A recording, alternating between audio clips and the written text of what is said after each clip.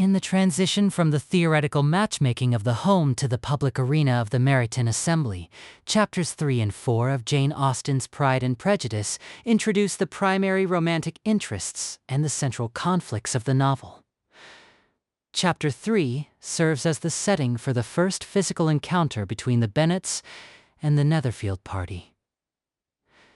The anticipation built in the previous chapters reaches its peak when Mr. Bingley returns Mr. Bennet's visit, though he only sees the father in his library, leaving the ladies to catch mere glimpses of his blue coat and black horse from an upper window. The subsequent Meryton ball acts as the true stage for social judgment, where characters are weighed not just by their fortunes, but by their manners and noble mien. This chapter introduces the towering figure of Mr. Fitzwilliam Darcy, who arrives as part of Mr. Bingley's party. While Bingley is immediately established as good-looking and gentlemanlike with easy, unaffected manners, Darcy initially draws the room's attention through his fine, tall person and the circulated report of his 10,000 a year.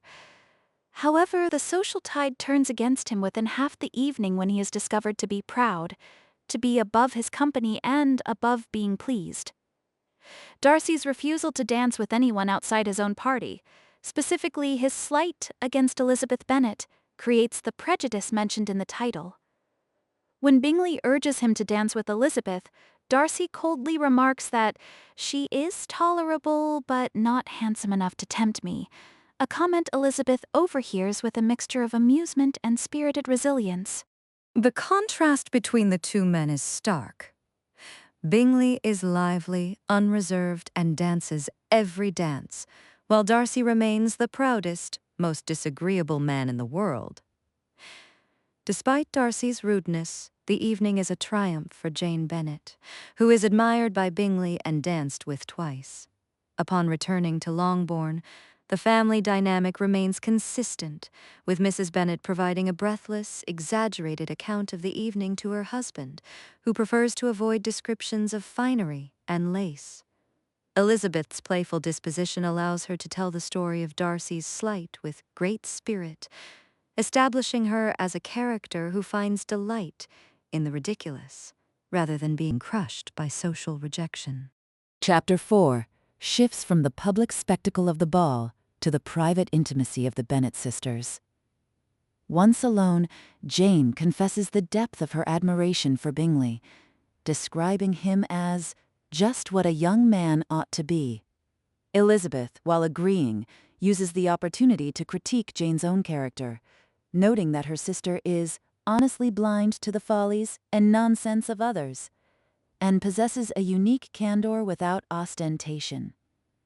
This dialogue serves to deepen the bond between the two eldest sisters, while highlighting Elizabeth's more cynical and quick observation of human nature.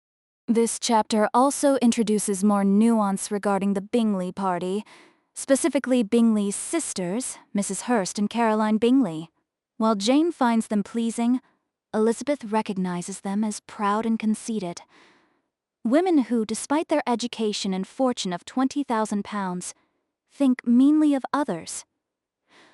A vital piece of social history is revealed here. The Bingley fortune was acquired by trade, a fact the sisters are eager to forget as they associate with people of rank.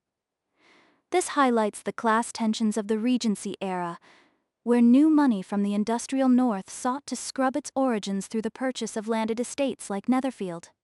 The relationship between Darcy and Bingley is also explored, revealing a steady friendship in spite of great opposition of character.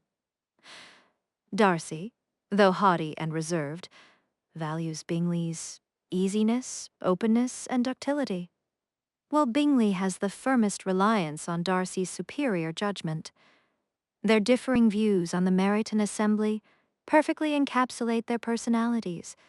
Bingley saw an angel in Jane and a room full of pleasant people. Darcy saw a collection of people in whom there was little beauty and no fashion. Despite Darcy's initial criticism of Jane, that she smiled too much, he eventually concedes to his friend that she is a sweet girl. thereby authorizing Bingley's continued interest. Literarily, these chapters are essential for establishing the double heroine structure. Jane represents the ideal woman of the 18th century novel, passive, beautiful, and unfailingly kind, while Elizabeth represents the emerging modern heroine, active, witty, and flawed. The Meryton Ball is often cited as one of the most important scenes in English literature because it sets the first impressions, the novel's original title, that will take nearly the entire book to unravel. The interaction between Darcy and Elizabeth is the inciting incident of their romance, characterized by a fundamental misunderstanding of character and motive. A fascinating curiosity about the author's production of these chapters is the use of the word tolerable.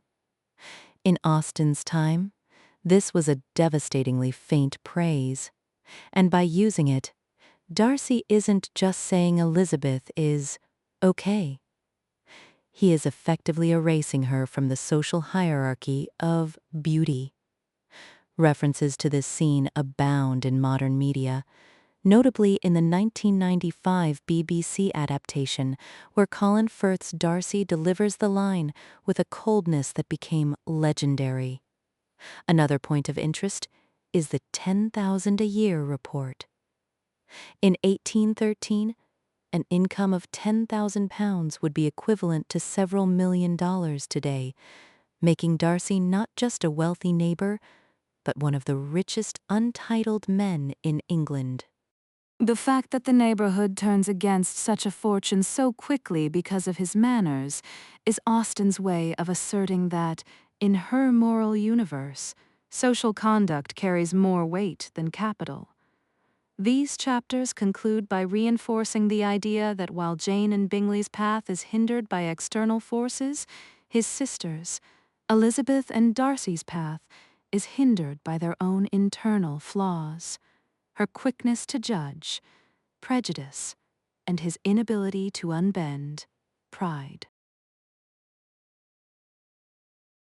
Please like, comment, and subscribe if you don't want to miss the next chapter.